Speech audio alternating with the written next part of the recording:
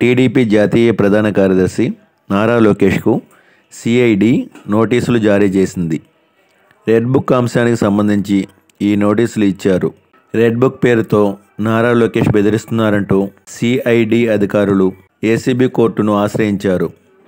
కొందరు అధికారులు అత్యుత్సాహంతో నిబంధనలను ఉల్లంఘిస్తున్నారని, చట్టాన్ని చేతుల్లోకి తీసుకుంటున్నారని, వారందరి పేర్లు రెడ్ బుక్లో నమోదు చేసుకుంటున్నట్లు, అధికారంలోకి వచ్చాక వారి సంగతి చూస్తామంటూ రెడ్ బుక్ పేరుతో తమను బెదిరిస్తున్నారని కోర్టు దృష్టికి తీసుకువెళ్లారు.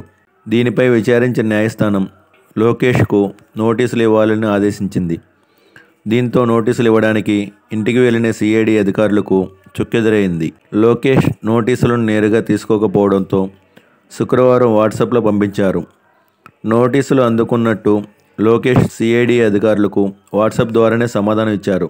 కాగా లోకేష్ అరెస్టుకు అనుమతి ఇవ్వాలన్న సిఐడి పిటిషన్పై విచారణను ఏసీబీ కోర్టు జనవరి 9వ తేదీకి వాయిదా వేసిన సంగతి తెలిసిందే.